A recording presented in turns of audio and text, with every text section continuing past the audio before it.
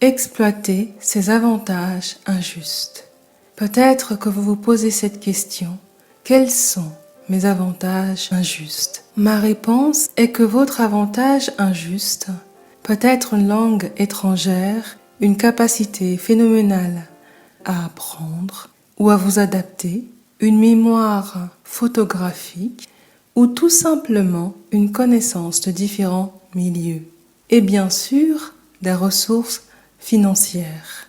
Même votre curiosité est un avantage injuste dans un monde où semble-t-il l'attention de beaucoup d'entre nous se mesure désormais en secondes et non plus en heures.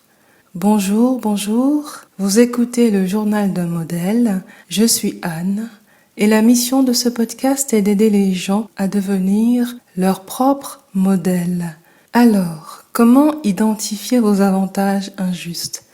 Commençons par nous inspirer des auteurs Hassan Kuba et H. Ali, qui dans leur livre intitulé en anglais The Unfair Advantage condensent les avantages injustes majeurs sous l'acronyme MILES, soit M pour l'argent, money en anglais, I pour l'intelligence et les insights, L pour le lieu, l'environnement, ainsi que la chance, location et luck en anglais, E pour l'éducation et l'expertise et S pour le statut. Dans le I pour l'intelligence et les insights, on trouve par exemple la curiosité, la lecture, une excellente mémoire, mais ça peut aussi être une façon de raisonner ou une capacité à voir ce qu'il y a derrière les apparences. Si vous êtes une personne qui apprend facilement des autres et est toujours prête à mourir à ses certitudes,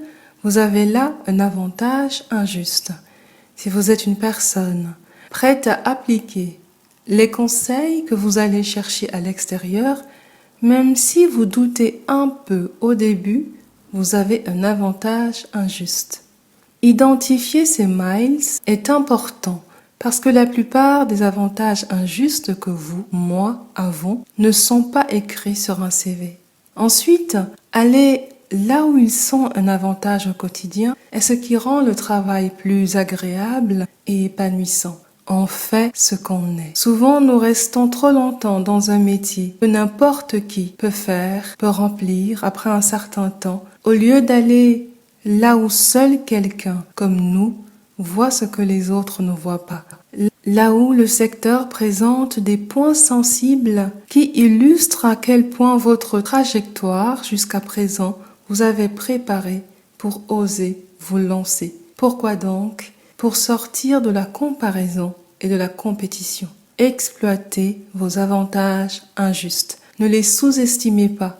Vous pourriez par exemple penser à 3 traits que vous considériez comme des faiblesses et vous demander maintenant, ok, aux yeux du monde extérieur, ça ressemble à une faiblesse ou à un obstacle. Mais si au contraire c'était un privilège? Mais si au contraire c'était un avantage injuste? Et si ça me donnait un avantage? Et dans ce cas, quels sont les avantages que je ne vois pas, que je ne m'autorise pas à voir? Ainsi, vous commencez à vous réapproprier votre pouvoir. Vous êtes plus dans la décision et dans le choix, au lieu d'être dans l'incapacité, dans le sans-espoir. Nos avantages injustes sont en fait nos dons, nos capacités dormantes, ce que nous faisons naturellement et très bien depuis longtemps et bien avant les études secondaires et supérieures. Et il y a des domaines où l'expérience explicite défie les diplômes et les formations au petit déjeuner. Ce podcast touche à sa fin. Merci beaucoup pour votre attention. Belle suite de journée et à bientôt.